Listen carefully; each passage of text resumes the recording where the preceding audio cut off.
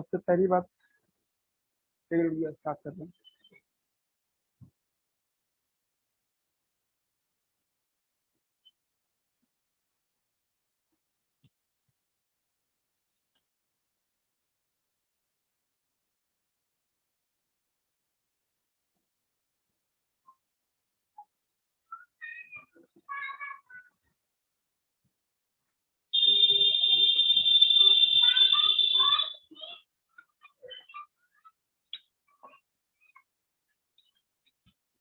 देखिए हम लोग कल थायराइड ग्लैंड पढ़ रहे थे और थायराइड ग्लैंड पे हम लोगों ने बात करना शुरू किया था।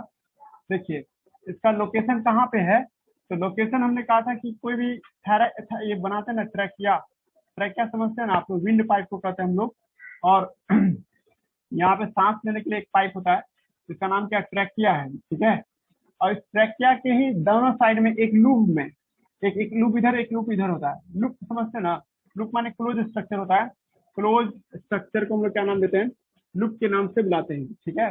तो थायराइड ग्लैंड को जब हम लोग देखते हैं, ठीक है, तो इस थायराइड ग्लैंड में एक थायराइड ग्लैंड कहाँ पे पाया जाता है, तो सर ये ट्रैकिया के आसपास में पाया जाता है। साइंटिस्ट सबके द्वारा सुझाया गया नाम है थायराइड ग्लैंड, ठीक है। और थायराइड ग्लैंड जो देखते हैं हम लोग, ये आपको ये जैसे आप इसका नाम लैरिंग्स है, लैरिंग्स का काम क्या होता है, साउंड प्रोडक्शन में काम आता है जी। और लैरिंग्स के नीचे का जो इलाका देखते हैं ना उसको हम लोग ट्रैकिया बोलते हैं। इसका नाम क्या है, क्या हुआ, क्या ट्रैकिया जो देख रहे हैं ना, ट्रैकिया, तो ट्रैकिया के दोनों साइड में आपको क्या दिखाई देता है, इधर से भी आपको एक लूप में, इधर से भी एक साइड के लूप में आपको क्या पाया जाता है सर, आपको एक खास तरह का है ना ग्लैंड पाया जाता है, इसका नाम क्या आपको थायराइड ग्लैंड है। सर ये थायराइड ग्लैंड एक दूसरे को चिपकाए रखता है बाय द हेल्प ऑफ, है ना जी, एक खास तरह का टिश्यू होता है जिसका नाम स्टिमस होता है। अब यह ध्यान रखिएगा, यहाँ पे आप स्टाल्क नहीं बोलिएगा, यहाँ पे स्टिमस ही शब्द का इस्तेमाल कीजिएगा, ठीक है। स्टिमस एक तरह का टिश्यू है जो एक दूसरे को चिपकाए रखता है थायराइड ग्लैंड को। ये ऐसा कोई लड़का ये नहीं समझना ये बीन शेप है, हम इसको शेप था चेंज कर देते हैं ताकि आप लोगों को ये लगे लूप है। लूप माने समझ रहे, एक पाउच होगा, एक बैलून फुला फुला के दोनों साइड में रख दिया गया है, ठीक है। और जब हम लोग इसको देखते हैं, ठीक है, तो जब इसको देखिएगा आपको थायराइड है ना, थायराइड ग्लैंड हम दिख रहे थे यहाँ पे, ये क्या है सर, आपको थायराइड ग्लैंड है। ये थायराइड ग्लैंड कहाँ देखते हैं सर, दोनों है ना एक दूसरे के आइदर साइड में होता है ट्रैकिया के, फील करोगे ना तो यहाँ पे होता है सर, ये है ना 25 ग्राम का होता है, ये 25 ग्राम ज्यादा होता है जी, ठीक है। मतलब याद कीजिए आप, पिट्यूटरी ग्लैंड 1 ग्राम का होता है, उस जगह से तुलना किया जाए तो थायराइड ग्लैंड 25 ग्राम का होता है और इस जगह पे होता है जी, ठीक है। और आप फील करोगे तो सर ये सामने की ओर से है, यानी वेंट्रल साइड से है। अब पिछला हिस्सा क्या हो जाएगा, डोर्सल हो जाएगा। एनसीईआरटी बुक में दोनों फोटो दिया है, एक डार्क कलर का फोटो दिखा रहा है, तो डार्क कलर के फोटोग्राफ से क्या फील होना चाहिए सर, वो वेंट्रल व्यू है। और जब आदमी को पलट के पीछे से देखा जाए तो थायराइड ग्लैंड अलग ही तरह का होता है, मतलब ये आपको ये कैसा व्यू हो जाएगा, है ना, ये वेंट्रल व्यू हो जाएगा जी, ठीक है, वेंट्रल व्यू हो जाएगा। और इसी को जब आप ऐसे देखते हैं सर, पीछे की तरफ से थायराइड ग्लैंड को देखोगे तो सर पीछे की तरफ से थायराइड ग्लैंड में आपको एक डॉटेड स्ट्रक्चर दिखाई देगा। ये डॉट स्ट्रक्चर जो देखते हैं, एक मिनट रुक जाए, तो डॉट स्ट्रक्चर जो देखते हैं उसका नाम पाराथायरॉइड ग्लैंड है जी, ठीक है। हम आपको थायराइड ग्लैंड अभी पढ़ाएंगे और थायराइड ग्लैंड के बाद आपको हम पाराथायरॉइड ग्लैंड पढ़ाएंगे जी। इस ग्लैंड का नाम क्या है आपको, पाराथायरॉइड ग्लैंड। देखिए पाराथायरॉइड ग्लैंड भले थायराइड ग्लैंड के अंदर में रखता है लेकिन कोई संबंध नहीं बना के रखता है थायराइड ग्लैंड के साथ, ठीक है जी। तो वैसे भी इंग्लिश बोल सकता है ग्लैंड इनसाइड ग्लैंड, ग्लैंड के अंदर में भी ग्लैंड है, या ग्लैंड अलोंग ग्लैंड, है ना, एक ग्लैंड के साथ दूसरा ग्लैंड चिपका हुआ है, जिसका नाम क्या सर आपको पाराथायरॉइड ग्लैंड के नाम से बुलाते हैं। जिसको बिना काटे देख सकते हैं सर, बिना पलटना था हमको, देख रहे हैं ना, उसको काटा नहीं गया है, सेक्शनल व्यू नहीं है थायराइड ग्लैंड का, बस पलटा गया सर। ये डॉर्सल व्यू है, डॉर्सल व्यू देख रहे हैं एनसीईआरटी बुक में, उसका नाम क्या है सर, पाराथायरॉइड ग्लैंड के नाम से बुलाते हैं। चलिए मुद्दे पे बात करते हैं। थायराइड ग्लैंड लोकेशन कहाँ होता है ये तुमको जानना था। लोकेशन होता है सर ट्रैकिया के इधर साइड में होता है और बिलो द लैरिंग्स, लैरिंग्स के आवाज का जो हिस्सा होता है ना, जहाँ से हम लोग का साउंड प्रोड्यूस होता है, उसके नीचे के हिस्से में आपको ये पाया जाता है। ओवरऑल देखिएगा तो गर्दन में पाया जाता है सर, नेक में आपको ये पाया जाता है। थायराइड ग्लैंड 2 लोब में होता है, 2 हिस्सों में होता है, बाइलोब होता है सर, बाइलोब। बाइलोब का जैसे आंसर पर है ना बाइलोब, है ना जी, उसी तरह से ये भी बाइलोब होता है, एक लोब इधर से एक लोब इधर से सर। इसको चिपकाया कौन है, यहाँ पे स्टिमस, वहां कनेक्टिव चिपकाता है, यहाँ पे स्टिमस चिपकाता है। सीधा सीधी याद रखो, थायराइड ग्लैंड लोबुलर स्ट्रक्चर है, दैट लोबुलर स्ट्रक्चर है ना आपको अटैच विद द ट्रैकिया, है ना, बाय द हेल्प ऑफ स्टिमस। स्टीमस नाम का जो टिश्यू है इसको चिपका के रखता है एक दूसरे से, है ना, और साथ ही साथ ट्रैकिया के साथ, है ना। अब हम आपको बता रहे थे क्या कि जब आप थायराइड ग्लैंड का वेट कीजिएगा ना, वेट, तो ये 25 से 30 ग्राम का होता है जी, ठीक है, ये ज्यादा डाटा हुआ ना जी, 25 से 30 ग्राम, है ना।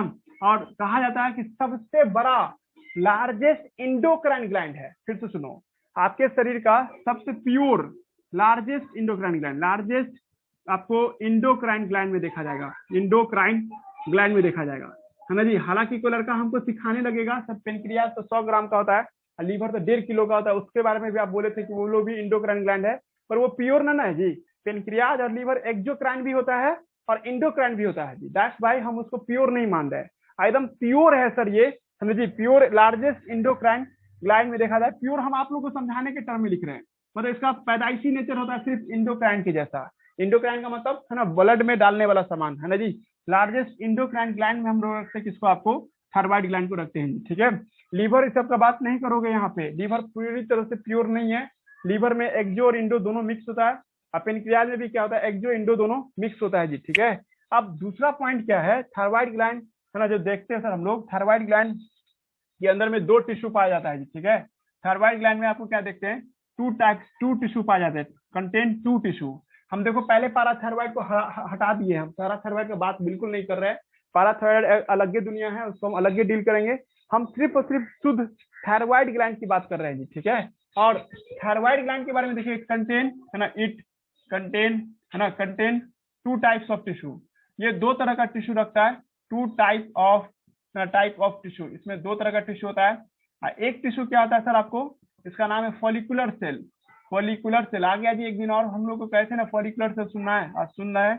और एक क्या है सर आपको, एक है स्ट्रोमल टिश्यू, है ना, स्ट्रोमल टिश्यू, है ना। 2 तरह का टिश्यू पाया जाता है थायराइड ग्लैंड के अंदर में, एक फॉलिकुलर सेल होगा और एक क्या होगा सर आपको, है ना, स्ट्रोमल टिश्यू होगा जी, ठीक है। फॉलिकुलर सेल जो देख रहे हैं, अब आप लोगों को पता होगा या नहीं होगा, हम आपको सिखाए हुए हैं।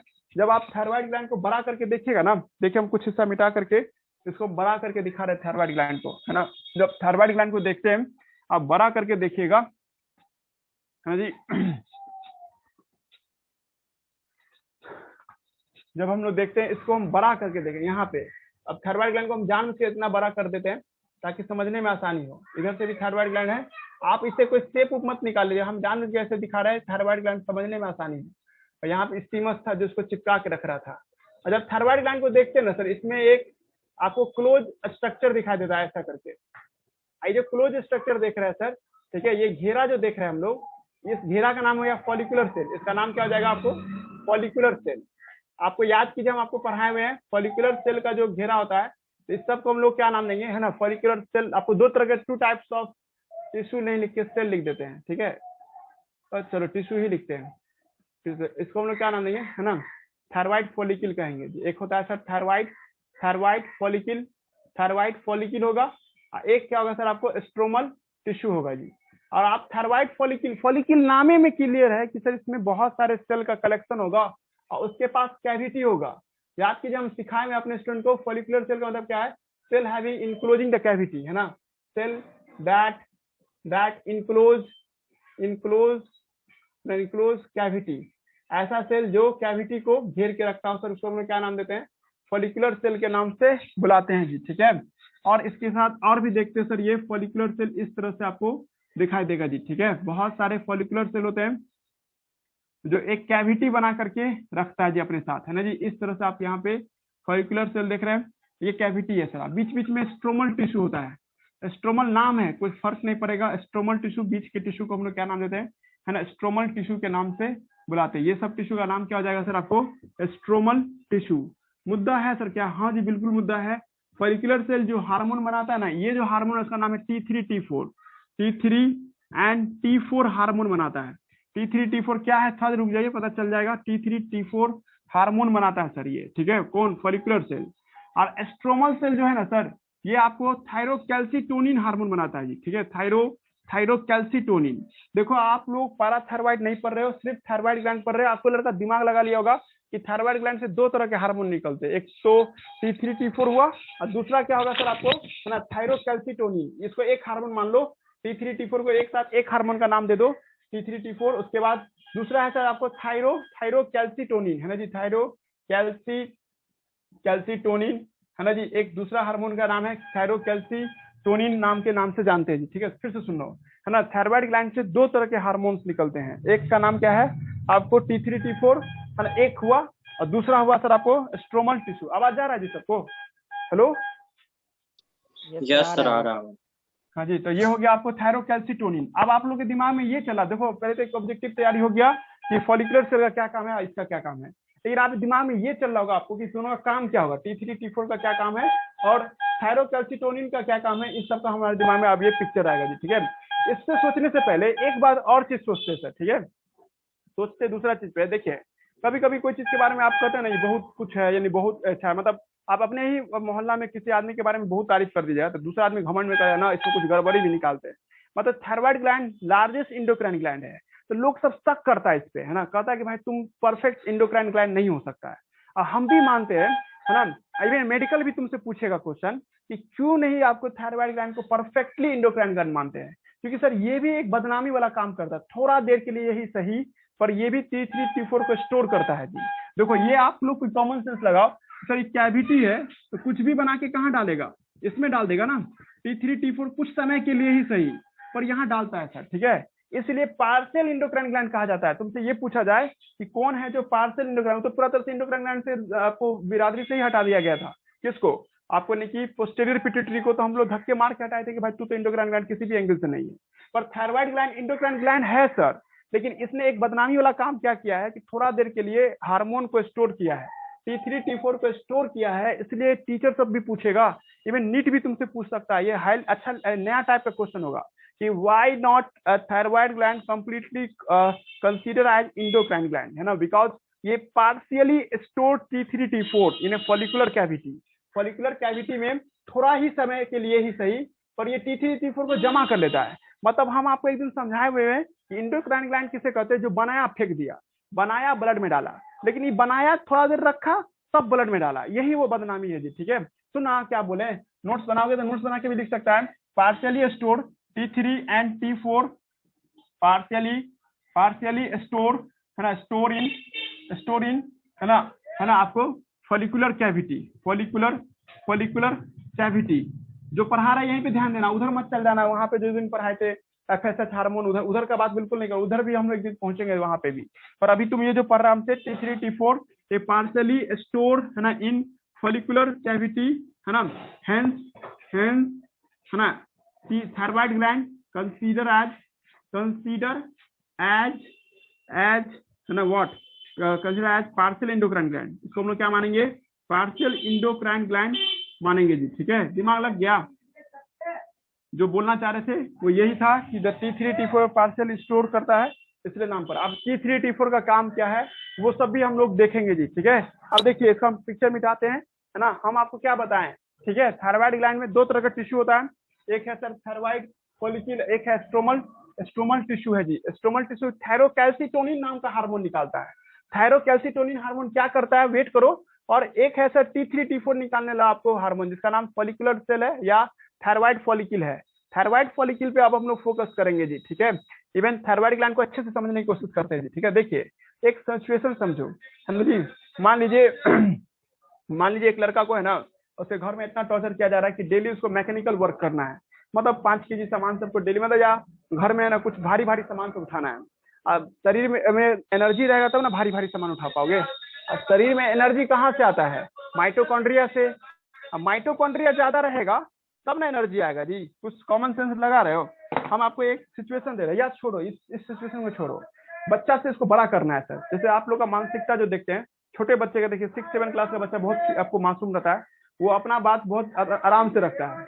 लेकिन जैसे जैसे हम लोग आगे बढ़ते हैं, 11th-12th में जाते हैं या उससे भी आगे बढ़ते हैं, तो थोड़ा आपको घर में भी डांट सुनने को मिलता है कि भाई कुछ भी सोचता नहीं, बोल देता है, सोचो पहले तब बोलो, है ना, दिमाग को ठंडा रखो, ये सब कुछ ना कुछ कहानी ज्ञान देना शुरू कर देगा। मतलब मैच्योर होने के लिए कहता है घर वाला आपको कि भाई कुछ भी जिम्मेदारी वाला काम करो, ऐसे नहीं कि कुछ भी बोल दिए, कुछ भी कर लिए, सोच समझ के कुछ करना चाहिए। मतलब हम ये कहना चाह रहे हैं मैच्योरिटी लाने में कौन हार्मोन मदद करता है, मैच्योरिटी लाने में T3 T4 करता है। चलो हम आपको एक ट्रैक देते हैं, समझ जाइएगा सब लड़का, ठीक है। देखिए ये कोई बंदा है, उस बंदे में क्या, ये ब्रेन है उसका, ठीक है। अब ब्रेन के बाद यहाँ पे क्या, थायराइड ग्लैंड है जी, ठीक है। इस जगह पे क्या देख रहे हैं हम, उसका थायराइड ग्लैंड है जी, ठीक है। ये उसका ट्रैकिया है, और दोनों साइड से क्या है, यहाँ पे थायराइड ग्लैंड है, थायराइड ग्लैंड है जी, ठीक है। यहाँ पे पिट्यूटरी ग्लैंड था, है ना, याद आ रहा है आप लोगों को पिट्यूटरी ग्लैंड। इसके जस्ट ऊपर में क्या था, हाइपोथैलेमस था, और इसका बॉडी है इस शरीर का, इस आदमी का एक शरीर ये हुआ, ठीक है। अब मान लेते हैं कि इसके एक सेल में माइटोकॉन्ड्रिया की संख्या क्या करना है सर, बढ़ाना है सर, ताकि ज्यादा से ज्यादा एनर्जी बना सके। ये बंदा ऐसा है कि इसके एक सेल में मात्र 15-20 माइटोकॉन्ड्रिया है, जो कि सर दिक्कत है, माइटोकॉन्ड्रिया किसी तरह से बढ़ जाए ताकि ये आदमी ज्यादा से ज्यादा एनर्जी बना सके जी, ठीक है। हम आप लोगों को एक दिन पढ़ाए थे, जितना सेल को काम करना रहेगा उतना ज्यादा माइटोकॉन्ड्रिया बनाएगा। क्या अपने मन से बना लेगा? कोई तो एड्रेस देगा ना कि भाई माइटोकॉन्ड्रिया ज्यादा बना ले, आगे दिन खराब होगा, तुम्हारे लिए ज्यादा नहीं बनाएगा, माइटोकॉन्ड्रिया सेल मर जाएगा।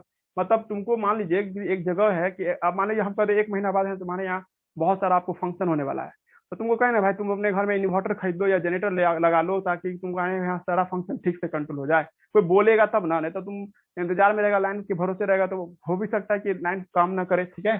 तो सेम वही बात है कि आपके शरीर में ज्यादा से ज्यादा एनर्जी बनाना है, तो उसके लिए माइटोकॉन्ड्रिया का होना जरूरी है। और ये माइटोकॉन्ड्रिया ज्यादा बना लेगा, ये बात कौन कहेगा? इसको थायराइड ग्लैंड कहेगा। थायराइड ग्लैंड कहता है कि भाई तू लोग माइटोकॉन्ड्रिया ज्यादा बना ले। पर सर थायराइड ग्लैंड को कैसे पता चल गया कि इसको माइटोकॉन्ड्रिया ज्यादा बनाना है? इसको पिट्यूटरी ग्लैंड कहता है। अब पिट्यूटरी ग्लैंड को कौन कर रहा है? तो हाइपोथैलेमस कर रहा है। ऑब्वियसली आप लोग सब समझ रहे होंगे कि यहाँ से TRH हार्मोन निकल रहा होगा, यहाँ से TSH हार्मोन निकल रहा होगा। ये हार्मोन जो निकल रहा है वो कौन सा हार्मोन है? TSH hormone. और TSH हार्मोन इसको धक्का मारता है कि जा बॉडी के सारे सेल को कह कि भाई तू अपना माइटोकॉन्ड्रिया बढ़ा लो, ताकि मौसम में आपको क्या है, आपको है ना, इस तरह से काम कर रहा है जी, ठीक है। मतलब कोई आपसे पूछ देगा कि बॉडी में जो थायराइड ग्लैंड है, ठीक है, ये थायराइड ग्लैंड क्या कर रहा है, ठीक है। थायराइड ग्लैंड है ना, आपको तो थायराइड ग्लैंड का काम क्या है सर? आपको माइटोकॉन्ड्रिया को बढ़ाना होता है जी, ठीक है। माइटोकॉन्ड्रिया को है ना किसी तरह से नंबर इसका बढ़ाना है जी, ठीक है। तो सर क्या करेगा? पिट्यूटरी ग्लैंड से धक्का देगा, और पिट्यूटरी ग्लैंड से क्या निकलेगा सर? आपको TSH हार्मोन निकलेगा, और TSH हार्मोन थायराइड ग्लैंड को धक्का देगा, और थायराइड ग्लैंड क्या करेगा सर? इससे है ना आपको ये माइटोकॉन्ड्रिया को बढ़ाने के लिए कहेगा, ठीक है। तो हम कह रहे हैं कि थायराइड ग्लैंड क्या निकालेगा? T3 और T4 हार्मोन निकालेगा। T3 T4 का फुल फॉर्म भी लिखेंगे साथ में। पहले यहाँ से सोचना शुरू करो। TSH धक्का मारेगा थायराइड ग्लैंड को, और थायराइड ग्लैंड इसके खौफ से, TSH के खौफ से है ना T3 T4 हार्मोन निकालेगा, और T3 T4 हर एक सेल को कह देगा अपने अंदर में एनर्जी प्रोडक्शन बढ़ाने के लिए माइटोकॉन्ड्रिया बढ़ाना शुरू कर दो। मतलब यहाँ पे कुछ ऐसा माहौल बनाएगा कि माइटोकॉन्ड्रिया डिवाइड करना शुरू कर देगा जी, ठीक है। ज्यादा दिमाग में क्या बोलना चाहे, या इन शॉर्ट है ना फंक्शन करने में मदद करता है T3 T4। T3 T4 काम करने में, बहुत सारे काम करने में मदद करता है, ठीक है। दिमाग लग रहा है क्या बोल रहे हैं? थायराइड ग्लैंड का काम बॉडी के कंट्रोल करता है, या बॉडी के हर एक पार्ट में आता है जी। थायराइड ग्लैंड एक हार्मोन निकालता है जिसका नाम क्या है? T3 T4। T3 का फुल फॉर्म सुनो, T3 का फुल फॉर्म क्या है? ट्राईआइडोथेरियोनाइन है ना जी, ट्राईआइडो, फिर कट रहा है क्या आवाज? ट्राईआइडो है ना, आइडो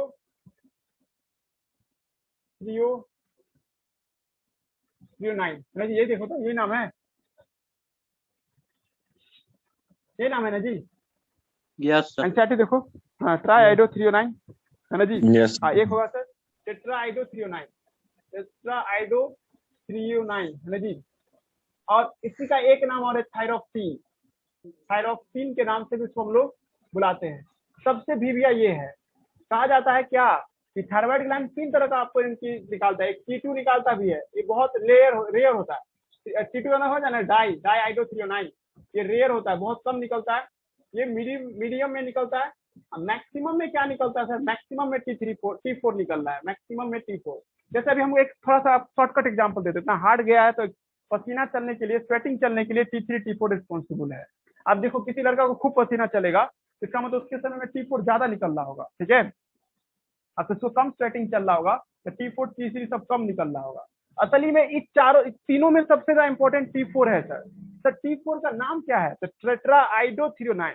अब इससे बहुत तरह का दिमाग पे जोर देगा कि सर टेट्रा मतलब 4 आयोडीन की बात हो रही है, बस सही, यही सही जा रहा है वो लड़का। 4 आयोडीन होगा सर, इसमें 4 आयोडीन होगा। पल्ले पर राजेन क्या बोलना चाह रहे हैं? और 4 आयोडीन का फोटोग्राफ बनाएगा ना, ऐसा कुछ फोटोग्राफ होता है इसका, है ना। ये हो गया आपको थ्रियोनाइन का बॉडी, है ना। ये आपका ऐसा होगा, थ्रियोनाइन का बॉडी रिंग जैसा होता है जी। तुम लोग जो सुबह वाला बैच में आते हो, इसको हम लोग थ्रियोनाइन पढ़ते हैं जी, ठीक है। ये एक रिंग जैसा बाइफिनाइल पढ़ते हैं ना केमिस्ट्री में, तो ये थ्रियोनाइन है। यहाँ पे एक आयोडीन होता है, यहाँ पे एक आयोडीन होता है, एक आयोडीन यहाँ पे होता है, एक आयोडीन यहाँ पे होता है जी, ठीक है। इसको क्या कहेंगे, टेट्राआइडो थ्रियोनाइन कहेंगे जी, टेट्राआइडो थ्रियोनाइन। देखो थोड़ा सा आपको सुबह वाला बैच कलर का एक बार पहले याद दिलाते हैं तुम लोग। हाँ थ्रियोनाइन है ना, सर 9 थ्रियोनाइन है ना। सर क्या जो बोलो? एसेंशियल अमीनो एसिड्स में भी तो एक थ्रियोनाइन होता हाँ है। वही तो बोल रहे थे, वही सुबह वाला बैच के लड़कों को बोल रहे हैं। ये वही अमाइनो एसिड है जो थ्रियोनाइन नाम से जाना जाता है जी, ठीक है। और शाम वाला लड़का के लिए बोल रहे हैं, एक तुम लोगों को हम पढ़ाएंगे अमाइनो एसिड, है ना जी। और उस अमाइनो एसिड का नाम क्या है सर आपको, है ना जी, थ्रियोनाइन नाम का अमाइनो एसिड है, पढ़ना है ना। हम लोग को पढ़ना है एक दिन क्लास में। अमाइनो एसिड के 20 टाइप होते हैं, उसमें से एक टाइप का नाम क्या है, थ्रियोनाइन नाम का अमाइनो एसिड। उसी थ्रियोनाइन नाम के अमाइनो एसिड में क्या जुड़ जाता है, 4 ठो आयोडीन जुड़ जाता है। देखो जिसको ऊपर से जा रहा था, देखो इमेजिन, तुम समझ रहा है, इसके बीच में कहीं पे कार्बन आ, यहाँ पे NH2OH लगा देना है, बस कार्बन एसिडल OH ऐसे करके लगा देना था। नहीं याद आ रहा जी? एक अमाइनो एसिड का फॉर्मूला किसी को पता है? सुबह वाला बैच से बोल रहे हैं, सुबह यस वाला सर बैच को पता हम है। ऐसे करके पढ़ाए हैं, ऐसे H करके और होगा एक आर ग्रुप। यहाँ पे, आर ग्रुप, ये आर आर ग्रुप, ये है, ये है आर ग्रुप, है ना जी, ये आर ग्रुप है, पहले पढ़ा है जी। जो थ्रियोनाइन जो देख रहे हैं, है ना जी, नहीं रे माजिद सुन रहा है ये नहीं लगता है। हेलो सुन रहा है जी माजिन? हेलो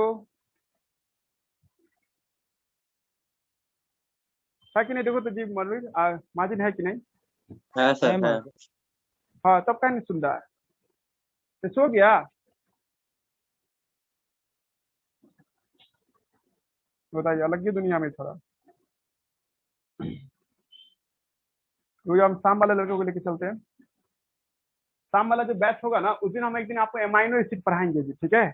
एमाइनो एसिड में एक खास एमाइनो एसिड का नाम लेंगे, थ्रियोनाइन। बोर्ड पे पीछे में जो लिखा है वो थ्रियोनाइन है। और थ्रियोनाइन नाम का जो एमाइनो एसिड देख रहे हैं, वो आपको थ्रियोनाइन नाम का जो एमाइनो एसिड होता है सर, ठीक है, इसी में 4 गो आयोडीन चिपका होता है। अगर आपको केमिस्ट्री वाला सर पढ़ाएंगे ना, तो केमिस्ट्री वाले सर में आपको ऐसे करके बेंजीन बनाएंगे, और यहाँ पे ऑर्थो पोजीशन होता है, ऑर्थो पोजीशन पे आयोडीन दिखा देगा, बस कुछ नहीं है। ऑर्थो पोजीशन, एक बार फिर बेंजीन बनाएंगे उसी से जुड़ा हुआ, और इसमें आपको फिर से एक जगह पे क्या दिखा देंगे, आयोडीन दिखा देंगे। तुमको क्या ये जरूरी है याद रखना? नहीं, बस टेट्रा आयोडीन का फुल फॉर्म समझा दिए। टेट्रा आयोडीन, टेट्राआइडो थ्रियोनाइन का मतलब ये है, ये फोटोग्राफ क्लियर हो रहा है? हम क्या बोलना चाह रहे हैं, T3 T4 नाम का हार्मोन होता है। एक बार फिर से रिवाइज कर लो। हाइपोथैलेमस होता है, हाइपोथैलेमस है ना, पिट्यूटरी ग्लैंड को धक्का देता है TRH हार्मोन निकाल के। पिट्यूटरी ग्लैंड धक्का देता है किसको, आपको थायराइड ग्लैंड को, क्या निकाल करके, TSH नाम का हार्मोन निकाल करके, ठीक है। इस TSH के खौफ से, है ना, थायराइड ग्लैंड क्या करता है सर, थायराइड ग्लैंड है जी आपको, है ना, आपको T2 T3 और T4 हार्मोन निकालता है। ज्यादातर मात्रा में T4 हार्मोन निकलता है। This T4 hormone is also called thyroxine. यहाँ पे स्टूडेंट स्पेलिंग याद कर लेना, या आपको इसका पूरा याद रखा कि आगे जाके थाइमोसिन नाम का भी एक हार्मोन आएगा, लेकिन अभी हम लोग थायरोक्सिन नाम का हार्मोन पढ़ रहे हैं, जिसका एक और नाम क्या है, टेट्राआइडोथ्रियोनाइन, जिसको शॉर्टकट में T4 के नाम से लाते हैं। ये करता क्या है, हमारे शरीर को वाइट कंट्रोल करता है, टेम्परेचर मेंटेन करता है, हीट जनरेट करता है, हीट जनरेट करता है, माइटोकॉन्ड्रिया ज्यादा से ज्यादा बना के देता है। माइटोकॉन्ड्रिया ज्यादा से ज्यादा बना के देगा तो आपके सेल में ज्यादा से ज्यादा एनर्जी बनेगा, ज्यादा स्वेटिंग चलेगा, ज्यादा आप क्या रहेंगे, एनर्जेटिक महसूस कीजिएगा, आपके अंदर में कार्बोहाइड्रेट, ग्लूकोज इस तरह का बढ़िया इस्तेमाल हो पाएगा, दिमाग तेज रहेगा। दिमाग के मैच्योरिटी के लिए भी T3 T4 हार्मोन जरूरी होता है। मतलब central nervous system, brain, spinal cord अच्छे से फैल सके, विकसित हो सके, उसके लिए भी कौन हार्मोन मदद करता है, T3 T4 हार्मोन मदद करता है। लॉट्स ऑफ वर्क है T3 T4 का, अभी हम वर्क नहीं बता रहे हैं, आपको T3 T4 का कंसेप्ट समझा रहे हैं। T3 T4 एक तरह का केमिकल है जो किसी न किसी कच्चा सामान से बना होगा। अब यहाँ पे ध्यान देना, आप लोग खुद कॉमन सेंस लगा ली होगी कि इसको एक कच्चा सामान क्या क्या चाहिए, आयोडीन चाहिए ना, बिना आयोडीन की थोड़ी बना लेगा। समझा रहा है हम क्या बोलना चाह रहे हैं? आयोडीन एक कच्चा सामान, मतलब आप कच्चा सामान दिया तो ना T3 T4 बनेगा। अगर आपको थायराइड ग्लैंड से T3 T4 निकालना है, T3 एंड T4 निकालना है, तो इसके लिए आपको कच्चा सामान क्या देना होगा, आयोडीन देना होगा, आयोडीन पहला नंबर पे। और दूसरा नंबर पे आपको क्या देना होगा, इसमें सर आपको एक एरोमेटिक कंपाउंड देना होगा, है ना जी, उसका नाम है थायरोक्सिन। थायरोक्सिन देना होगा, सॉरी टायरोसिन देना होगा, टायरोसिन, टायरोसिन। अब देखो थ्योरी बनाओ कोई लड़का, ठीक है, टायरोसिन दोगी, है ना, टायरोसिन, और टायरोसिन लिख रहे हैं प्लस, ये भी एक प्रकार का एमाइनो एसिड है जी। टायरोसिन और आयोडीन देंगे, आयोडीन देंगे, तब ये क्या बनेगा, T3 और T4 बनेगा जी, T3 एंड T4 बनेगा जी। समझा रहा जी? सुन रहा है सब ना? ठीक है, T3 T4 बनाने के लिए दो चीज चाहिए सर, एक आयोडीन चाहिए और एक टायरोसिन चाहिए। टायरोसिन का जरूरत कहाँ से पूरा, आप जो खाना खाते हो उस आयोडीन, सॉरी खाना खाते हैं, खाना में क्या रहता है सर, आपको एमाइनो एसिड प्रोटीन रहता है। अब प्रोटीन जो हम लोग खाते हैं उसमें एमाइनो एसिड होगा, टायरोसिन, वो टायरोसिन का जरूरत पूरा कर देगा। अब आयोडीन कहाँ से पूरा होगा सर, देखिए आयोडीन उस चीज से पूरा होगा जो ब्लू कलर का दिखता हो। आप अपने खाना में ऐसा कोई ऐसा खाना खाते हो जो ब्लू कलर का दिखाई दे या पर्पल कलर का दिखाई दे, पर्पल कलर का कोई चीज खा रहे हो ना, पर्पल कलर में कोई चीज खा रहे हो या ब्लू कलर में जो चीज खा रहे हो, तो उस चीज से आपको आयोडीन मिल जाएगा। जैसे बैगन हुआ, ब्रिंजल सब देखते हैं वो ब्लू कलर का होता है, और उसी से आयोडीन मिलेगा जी। ठीक है, दिमाग लग रहा है जी हम क्या बोलना चाह रहे हैं। आपको ब्लू कलर का जो सामान सब होगा, जैसे बैगन हुआ, और क्या हो सकता है जी, ठीक है, और भी कुछ हो सकता है, चुकंदर वगैरह हो सकता है जो पर्पल कलर में होता है, या सलजम हो सकता है जो पर्पल कलर में दिखाई देगा, बैगनी कलर में जो चीज दिखाई देगा उसी से आयोडीन मिलेगा।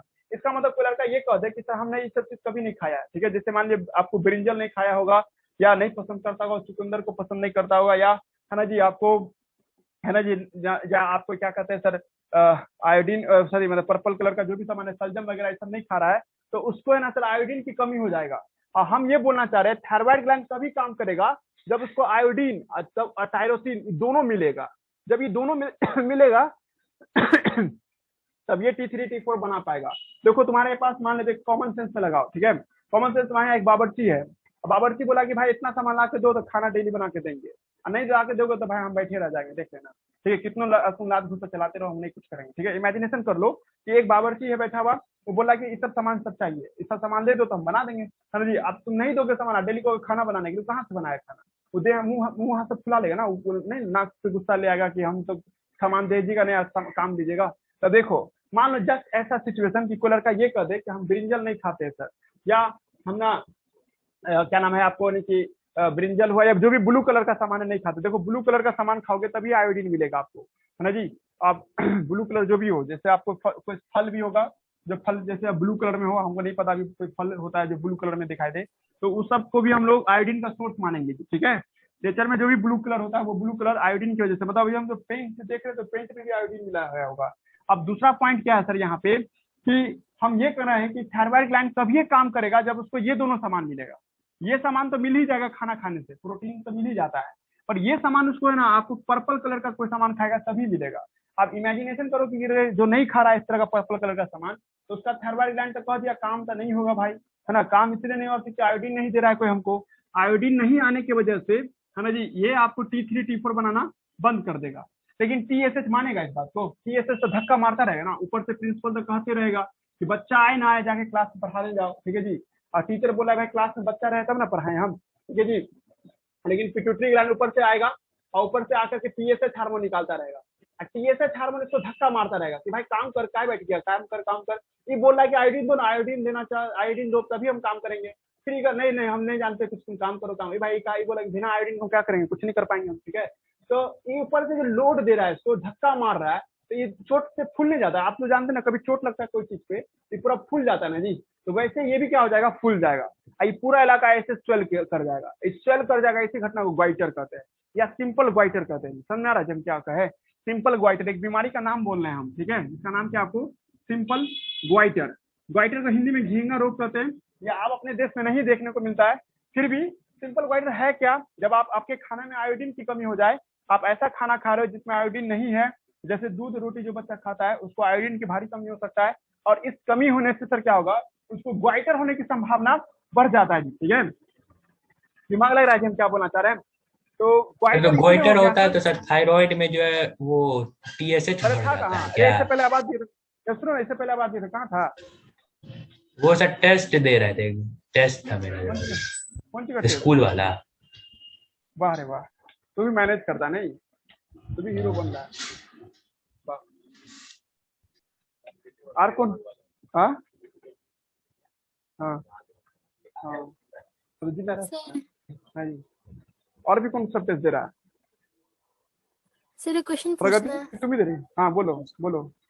सर वो सर नमक तो व्हाइट कलर का होता है, लेकिन फिर भी उसको आयोडाइज्ड सॉल्ट क्यों कहते हैं?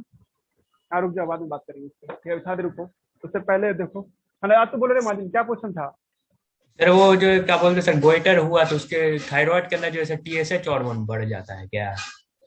ग्वाइटर, हाँ TSH हार्मोन का लोड ज्यादा पड़ रहा है उस पर, देखो ना, तुम किसी को तुम कुछ बच्चा, छोटा सा बच्चा, उसको तुम बिना मतलब का पीटते रहो तो वो तो फुल फल नहीं जाएगा, मतलब गुस्सा नहीं जाएगा तुम पे, ठीक है, पूरा एकदम बड़ा हाथ करके तुमसे तो मारने के लिए आएगा।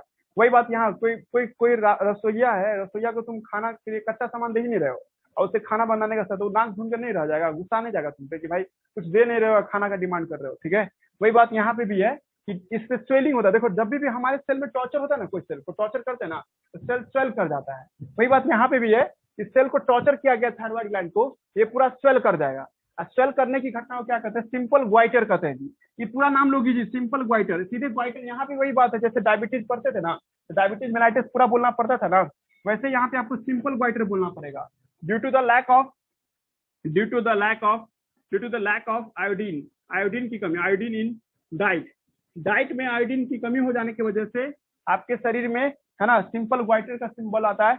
ये बता रहा है कि आपका ये थायराइड ग्लैंड फूल जाएगा और T3 T4 हार्मोन नहीं बनेगा। T3 T4 बनाने के लिए आपके शरीर में क्या होना चाहिए, है ना, आपके शरीर में आयोडीन कच्चा सामान के तौर पे होना जरूरी है। तो एक समस्या हो गया ना जी। तो इसका सोल्यूशन क्या निकला, सोल्यूशन ये निकला कि पहले के जमाना में, आज से 60 साल पहले की बात है, 4 से 70 साल पहले के एक समस्या का सोल्यूशन निकला क्या कि कि मतलब क्या आपकी समस्या का सोल्यूशन ये निकला कि सर डेली आयोडीन का सुई दिया जाए सबको, है ना। 1 रुपए का सुई होता है, जितना भी वैक्सीन का सुई होता है ना, वैसा ही सुई दिया जाता था आज से 70 आपको इंडिपेंडेंस के टाइम में। डेली 1 रुपए का आपको, डेली आपको 1 रुपीज का आपको डेली 1 सुई दिया जाएगा, 1 इंजेक्शन दिया जाएगा, ऐसा है ना, 1 इंजेक्शन दिया जाएगा, तब जाकर के आपको ये काम करेगा सर। मतलब डेली आयोडीन का इंजेक्शन लेना पड़ता है, डेली I2 का इंजेक्शन लेना, डेली 1 दिन पे या 2 दिन पे या 3 दिन पे डेली ना। तुम सोचो इस तरह से इंसान का रूटीन हो जाता ना कि डेली सुई लेके जिंदा है। सुई लेना बहुत आदमी को अजीब लगता है ना। सरकार भी सोचा ये सोल्यूशन नहीं है, तो सरकार क्या किया ना जी, कि क्या हुआ, हाँ, तो सरकार सोचा कि डेली का समस्या है, इससे अच्छा हम क्यों ना ऐसा करें कि खाना में हम लोग आयोडीन मिला के दे, ठीक है जी। तो सब्जी में तो आयोडीन मिलाने नहीं जाएगा सरकार, तो कहा कि लगभग जितना भी खाना मतलब दाल बनता है या अगर ये बनता है, क्या नाम, सब्जी बनता है, तो उसमें नमक का यूज होता ही है जी, या कोई भी नॉन वेज भी बनता है तो उसमें नमक का यूज होता ही है। तो सरकार सोचा क्यों ना नमक में ही ऐड कर दे आयोडीन को। तो NaCl में सर क्या किया, उसमें आयोडीन को ऐड किया गया, ठीक है जी। और आयोडीन को जो ऐड किया गया, तो सर इस तरह से ऐड किया गया, है ना, सरकार ये बोला, ठीक है जी, कि मतलब कि कंपनी सबको बोल दिया गया कि कोई भी कंपनी अगर नमक बनाती है तो सर अगर आप 1 लाख, मैंने आपको PPM बोलते हैं, पार्ट पर मिलियन, 10 लाख पार्ट पर मिलियन में 10 लाख, 10 लाख आपको 10 लाख RBC 10 लाख NaCl लेते हैं, उसमें आपको 1 KiO3 डालना है, 1 KiO3, 1 मोल ऑफ KiO3। ये बहुत कम मतलब हुआ जी, मतलब 1 ग्राम से भी नीचे हुआ 1 मोल। समझे, चावल का आधा टुकड़ा, चावल के आधा टुकड़ा के जितना बराबर KiO3 डालना है। इसमें करोड़ों होता है जी। आप लोग कोई मोल कंसेप्ट पढ़े हो, 1 मोल में जानते हैं ना कितना, 6 × 10⁻23 मॉलिक्यूल होता है, मॉलिक्यूल, है ना जी। तो कमी नहीं है ना, है। तो सर आपको यहाँ पे सरकार बोला कि भाई नमक कंपनी, ये भाई 1 किलो तुम नमक बनाएगा तो उसमें कम से कम 1 ग्राम KiO3 डालेगा जी, ठीक है। 1 ग्राम KiO3 बहुत हो जाता है जी, ठीक है। ये आपके लिए 1 महीना के लिए डाइट हो जाएगा, 1 महीना का खुराक हो जाएगा KiO3। समझा राजे हम क्या बोलना चाहे। पोटासियम आयोडेट परसेंट, तो ये डाल देने से बाद वो नमक को आप जब खाइएगा तो आपको आयोडीन की पूर्ति हो जाएगा, मतलब किसी ना किसी डायरेक्शन में हो जाएगा। आप दूध रोटी ही खाना तो दिक्कत है, आलू का सब्जी तो खाना चाहिए, कुछ तो खुद से खाना ही चाहिए इसमें, नहीं तो सर उसके लिए दिक्कत हो सकता है। दिमाग लग रहा है जी हम क्या समझाना चाह रहे हैं। अब तुम्हारा जवाब मिल गया जी कि नमक उजला क्यों होता है। Hello, yes sir. सर लेकिन एक और क्वेश्चन पूछना है। लेकिन रुक जाओ, लेकिन आप देखिए वो जो नमक, पहाड़ी नमक देखोगे एक्चुअल में पर्पल ही होता है, उसमें मिट्टी का ही आयोडीन आता है, ठीक है। कहीं कभी ब्लू पानी भी निकलता है, कभी किसी का चापाकल से देखिएगा, चापाकल से ब्लू कलर का पानी निकलता है, ये बहुत कम ही देखने को मिलता है। ब्लू कलर का पानी निकलना ये साबित करता है उसमें आयोडीन मिला हुआ है। और दूसरी बात है, ये नमक सब जो देखते, पहाड़ी नमक सब देखिएगा, जो नदी के आसपास जो नमक निकालते हैं, सेंधा नमक जिसको बोलते हैं, नहीं देते, काला नमक जिसको बोलते हैं ना जी, वो एकदम डार्क वॉयलेट होता है। हाँ डार्क वायलेट होता है, हाँ वही डार्क वायलेट रहता है, गौर से देखा तो वायलेट दिखाई देगा वो। कॉमनली सब बोलते हैं थायराइड हो गया। नहीं वो कुछ और है, वो सिंपल गाँव का, बोलते हैं। नहीं वो तो और कुछ है। थायराइड ज्यादा बनने लगा T3 T4, उससे होता है प्रॉब्लम, है ना जी। वो ज्यादा T3 T4 बनता है ना, तो उसको कहते हैं, जिसको सीधे से लोग थायराइड बोल देते हैं, लेकिन उसको एक्सोथेल्मिक ग्वाइटर अलग है वो, ठीक है जी, उसको नहीं कहते हैं सिंपल ग्वाइटर। अब सिंपल गोइटर बहुत कम देखने मिलेगा। गांव देहात में कोई ऐसा आदमी मिल जाए या ऐसा बच्चा मिल जाए जिसको आपको सिंपल गोइटर होता है, ठीक है। नहीं तो आप नाच बराबर आप कोई भी कंपनी, नमक बनाने वाली कंपनी अगर आयोडीन नहीं न डालती है, सरकार उस पर करोड़ों का आपको जुर्माना ठोक देगा जी, ठीक है। इसलिए डर से डालता है। कितना डालना ही रहता है जी, 1 चम्मच से भी कम डालना रहता है, समझ जी, 1 चम्मच से भी कम डालना रहता है, उसको आपको आयोडीन डालना रहता है, ठीक है। समझे, तो डालेगा क्यों नहीं कोई कंपनी, समझ में आ रहा है क्या रहता है। तो आप सिंपल गोइटर बहुत कम देखने, वही आदमी में सिंपल गोइटर हो जाए जो नमक पानी सब छोड़ दिया है। देखिएगा हिंदू धर्म में बहुत आदमी ऐसे होता है जो नमक ही नहीं खाना पसंद करता है, और नमक खाना नहीं पसंद करता उसको सिंपल गोइटर होने के चांसेस बढ़ जाता है, ठीक है। अब देखिएगा थायराइड ग्लैंड में हमने क्या कहा था कि thyroid gland T3 T4 hormone निकालता है, T3 एंड T4 हार्मोन निकालता है जी। और T3 T4 हार्मोन करता क्या है सब है जी, ठीक है। अब पहला पॉइंट देखिए, T3 T4 हार्मोन पहला काम क्या करता है, पहले देखो एनसीईआरटी में बात नहीं लिखा हुआ लेकिन हम बोल रहे हैं, माइटोकॉन्ड्रिया के नंबर को बढ़ाता है जी, माइटोकॉन्ड्रिया, हाँ जी, माइटोकॉन्ड्रियल नंबर को इंक्रीज कर देता है, ठीक है। माइटोकॉन्ड्रियल नंबर को इंक्रीज करता है, पहली बात। ऐसी को तुम और सेंस में क्या लिख सकती हो, एनर्जी प्रोडक्शन को ये बढ़ा देता है सर, एनर्जी प्रोडक्शन को ये बढ़ा देता है। दूसरा बात आरबीसी को बनाता है, ये तुमसे छूटता, हम बताए तो आपको याद हो जाना चाहिए, आरबीसी फॉर्मेशन करता है, आरबीसी बनाने में माइटोकॉन्ड्रिया मदद करता है। मतलब तुम अगर बैगन का सब्जी खा रहे हो तो आपके अंदर में खून भी बनने में मदद करेगा। आरबीसी फॉर्मेशन को इंग्लिश में इरिथ्रोपोइसिस कहते हैं, इरिथ्रोपोइसिस में मदद करता है जी, ठीक है। और तीसरा पॉइंट क्या है सर आपको कि सर ये सीएनएस को डेवलप करता है जी। सीएनएस समझते हैं आप लोग, ब्रेन स्पाइनल कोड को एक साथ सीएनएस बुलाते हैं, ब्रेन एंड स्पाइनल कोड है ना, दोनों को एक साथ क्या नाम देते हैं, सीएनएस कहते हैं। एक्चुअली में सीएनएस का फुल फॉर्म क्या है, central nervous system, central nervous system के नाम से बुलाते हैं, ठीक है। आपका सेंट्रल नर्वस सिस्टम दो ही है, एक ब्रेन है और एक इसका ये है स्पाइनल कोड है। स्पाइनल कोड ये होता है रीढ़ का हड्डी जो देखते हैं, इसका स्पाइनल कोड कहते हैं। ये इसको मैच्योर करता है, मैच्योर। अब इसी को तुम अपने हिंदी लैंग्वेज में बताओगे ना तो बच्चा को बड़ा करने में मदद करता है, वो बचपना छोड़ करके मैच्योरिटी वाला शब्द बोलने में मदद करता है। जैसे कोई घर में होता है ना बच्चा, अभी कभी जैसे छोटा बच्चा 6 से 7 साल का बच्चा है, तो कुछ भी डिमांड कर देगा। लेकिन जब तुम लोग के एज में जब आ जाओगे तो तुम लोग घर में देखते हो पारिवारिक हालत क्या है, परिवार में क्या चला, उस हिसाब से तुम डिमांड करते या मैनेज कर लेती हो अपने छुट्टी के टाइम में, मतलब ये पर्व के टाइम में जी, ठीक है। और उसके बाद चौथा पॉइंट क्या है सर ना, चौथा पॉइंट क्या है ना, आईक्यू को बढ़ाता है जी। आईक्यू मतलब समझ रहे ना, इंटेलिजेंट पोटेंट है ना, आईक्यू लेवल को इंटेलिजेंट है ना जी, इंटेलिजेंट पोटेंट को ये बढ़ाता है जी, ठीक है ना। क्विटेंट को हम लोग है ना, क्विटेंट को बढ़ाता है, देख रहे ना क्विटेंट है ना, तो ये इसको बढ़ाता है। इंटेलिजेंट पोटेंट निकालने आता है, क्विटेंट की कोशेंट होता है, क्विटेंट देखो ना स्पेलिंग देखो तो, इंटेलिजेंट पोटेंट QUO है, क्वेश्चन होता QUOTIENT, QUOTIENT लिखते रहते हैं ना, यस यस। देखिएगा आईक्यू लेवल को बढ़ाने में ये मदद करता है। आईक्यू कैसे निकालते हैं, आपका जो एक एज होता है प्लस मेंटल एज जो होता है, मान लीजिए भारत सरकार ये तय किया हुआ है कि 14 साल की उम्र में आप है ना मैट्रिक का एग्जाम दीजिएगा, ठीक है। और ये हो गया आपका मेंटल एज, और आपका एज मान लेते हैं 14 साल हुआ जी, ठीक है। तो इस हिसाब से इसको हम लोग 14 गुणे ऐसे कर देंगे तो आपका 100 आईक्यू हो गया, समझा रहा जी। आईक्यू का वैल्यू कितना हो जाएगा, 100 हो जाता है जी। आईक्यू निकालने का फॉर्मूला होता है, और भी तरीका आईक्यू का निकालने का फॉर्मूला, एक ही तरीका नहीं है आईक्यू का निकालने का फॉर्मूला, एक और भी तरीका, स्पेलिंग कॉन्टेस्ट से भी हम तुम लोग आईक्यू लेवल निकाल लेते हैं। एक अलग तरह के MSc लेवल का स्पेलिंग देगा, उसका कुछ प्रोनाउंसिएशन करेगा, और उस स्पेलिंग को तुम पकड़ लेगा ना और उसका जवाब दे देगा तो तुम्हारा आईक्यू लेवल उतना हाई लेवल का हो जाएगा, ठीक है।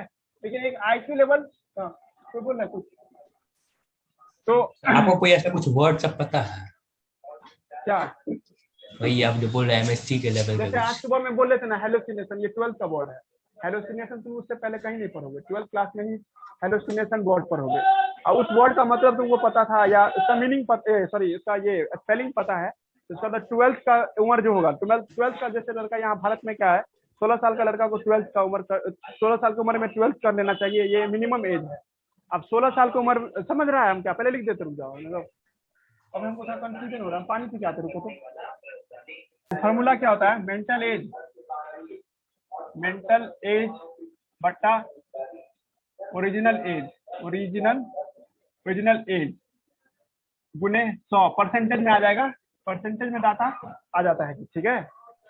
भारत सरकार के अकॉर्डिंग 14 साल की उम्र में आप 10th यानी मैट्रिक का एग्जाम दीजिएगा, अगर कोई लड़का है ना 10 साल की उम्र में मैट्रिक एग्जाम दे देता है और वो पास कर जाता है, ठीक है जी, अच्छा नंबर से पास कर जाता है, तो सर उसके लिए क्या लिखेंगे, है ना, 14/10 ईयर, वो 10 साल का उम्र में पास किया है, गुने 100, है ना जी, 60 को करेगा तो 140 आएगा, है ना, ये उसका आईक्यू कितना हो जाएगा, 140 हो जाएगा। दिमाग लग रहा है जी, क्या समझाए। अब यही जगह पे कोई लड़का है ना 20 साल की उम्र में 12th पास करता है, या 28 साल की उम्र में 12th पास करता है, तो 12 करते हैं 10th पास करता है, तो 14/28 गुने क्या हो जाएगा 100, इसका आईक्यू कितना हो जाएगा 50 हो जाएगा जी। दिमाग लग रहा है जी, हम क्या बोलना चाहें। तो आईक्यू लेवल क्या होता है कि सरकार के द्वारा जो नॉर्म है उस नॉर्म के अकॉर्डिंग, है ना, उसने कितना कम समय में उसको अचीव किया है, जितना ज्यादा समय में अचीव करेगा उसका आईक्यू उतना घटेगा, और जितना कम समय में अचीव करेगा उसका उतना ही ज्यादा आईक्यू लेवल बढ़ जाएगा जी। दिमाग लग रहा है, क्या समझाएं। और अभी तरीका आईक्यू निकालने का, एक है आपको एक्सपीरियंस, जैसे कुछ काम है ना जी, तो कुछ काम है ना मात्र आपको 20 साल की उम्र में ही कर सकते हैं। फॉर एग्जाम्पल के तौर पे मान लीजिए आपको हैवी कंस्ट्रक्शन करना है, या ये बनाना है, क्या नाम है, सिविल इंजीनियर सब होता है ना जो डायग्राम सब बनाता है, ये सब कम से कम उसको ना 18 साल की उम्र से ही कर सकता है वो, क्योंकि सिविल इंजीनियर तब ना मैच्योरिटी रहेगा कि भाई, है ना, जैसे अब ये आप लोगों को कहते कि घर का नक्शा बना, ऐसा नक्शा बनाएगा ना कि सर कहाँ पे पिलर है, कहाँ पे, सब कोई मतलब ही नहीं, तुमको गिरे गिरे घर, कोई दिक्कत नहीं है। पर सिविल इंजीनियर समझेगा ना कि कहाँ पे पिलर देना है, कहाँ पे बीम देना है, कहाँ पे मेटल का बीम पड़ेगा, कहाँ छड़ ज्यादा पड़ेगा, इसका मतलब उसको ख्याल है लोगों का, ठीक है जी। इस हिसाब से भी आईक्यू निकलता है जी, ठीक है। एक है स्पेलिंग की मदद से, और आपको कोई हाई लेवल का स्पेलिंग पूछ दिया, आपके सिलेबस से बाहर का स्पेलिंग पूछ दे, जैसे एमएससी की बुक की किताब से उठा के कोई स्पेलिंग आपसे पूछ दे, और आप उसका एकदम परफेक्ट प्रोनाउंसिएशन कर लिए, परफेक्ट उसका आप ये बना दिए, क्या नाम है, फॉर्मूला मतलब बता दोगे, तो आपका एमएससी लेवल का जो किताब है ना उसके एज के बराबर, मान लीजिए एमएससी मान लीजिए 20 साल की उम्र में किया जाता है और आपका उम्र 10 साल है, तो आपका आईक्यू इतना हो जाएगा, सोच रहे हो कितना हो जा रहा है, 200 आईक्यू हो जाता है। हालांकि आईक्यू लेवल है ना जी, आइंस्टीन का आईक्यू लेवल 140 से 160 था, 140 से 160 आईक्यू लेवल सबसे बेस्ट माना जाता है। ये आपको कहा जाता है एक्सीलेंट का लेवल है जी। एक्सीलेंट जो लड़का होता है उसका आईक्यू लेवल 140 से 160 होता है। एवरेज स्टूडेंट का आईक्यू लेवल 100 से 110 में होता है। एवरेज स्टूडेंट जो देखते हैं उसका आईक्यू 100 से 110 के आसपास में होता है जी, ठीक है, एवरेज का। और जो भोदा टाइप का होता है, डल टाइप का होता है ना जी, जो नहीं होता है कि कुछ भी पढ़ाओ 4 बार पढ़ाएं तब याद होता है, कुछ ऐसे बच्चे भी होते हैं जो कहता है कि हमको 2-4 बार पढ़ने पे तब याद होता है, तो उसका 90 होता है आईक्यू लेवल। और सबसे बेवकूफ जिसको अपना नाम भी ठीक से नहीं लिखने आता है उसको 70-80 आईक्यू लेवल होता है।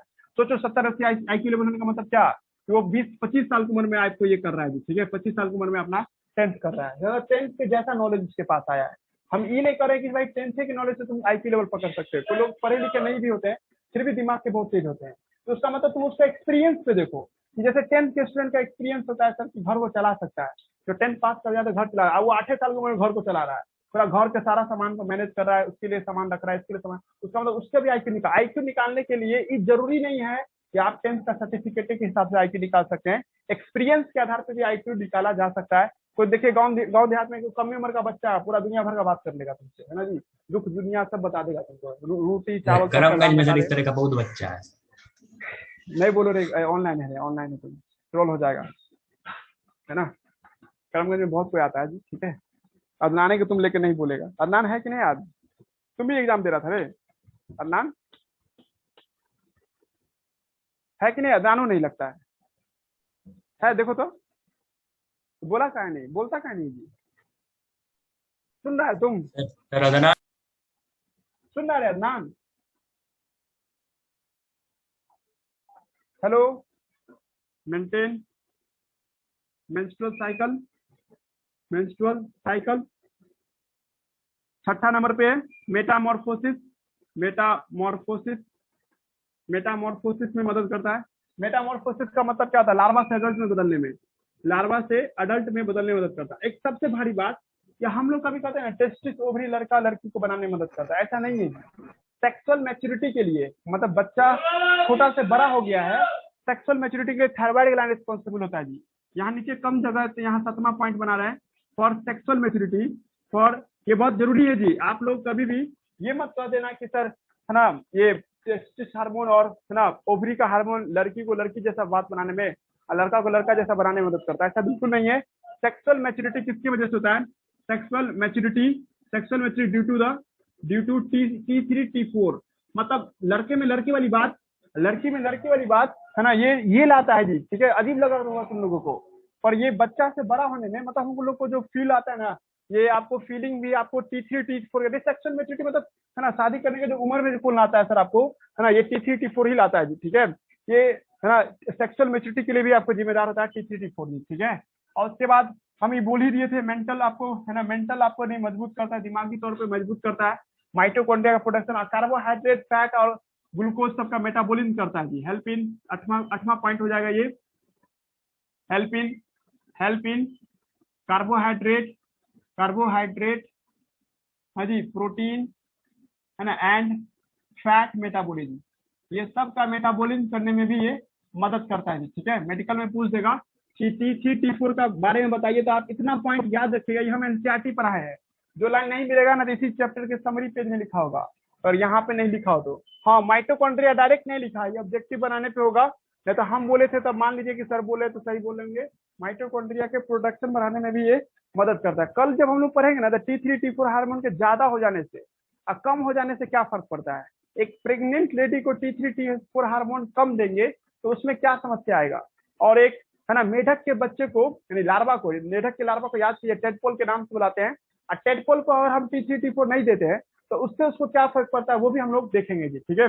जब ये तुम देख लेगा, ठीक है, मतलब कल का क्लास T3 T4 की डिफिशियंसी और एक्स्ट्रा हो जाने से, देखो थायराइड ग्लैंड में कैंसर हो जाएगा तब भी गोइटर हो सकता है। कैंसर का मतलब क्या होता है, साइज का बड़ा हो जाना, ये भी कैंसर काउज कर सकता है। और थायराइड ग्लैंड में आयोडीन की कमी हो जाएगा तब भी स्वेलिंग आ सकता है सर। इस दोनों केस से कौन कौन सी बीमारी आता है वो सब बात करेंगे। बस थोड़ा सा और रह गया थायराइड ग्लैंड, अब किसी को पूछना है तो पूछ सकते हैं, और जिसका फिजिक्स है वो जा सकता है जी, ठीक है, लीव कर दीजिए। और जिसको कुछ डाउट है पूछना चाहते हैं तो रुक कर पूछ सकते हैं। क्लास इन हो गया जी, रिकॉर्ड बंद कर दो। हाँ, बीएमआर क्या होता है? बीएमआर वही बता, हाँ बस ये भी कल बता देंगे। बसाल मेटाबॉलिक रेट होता है ना।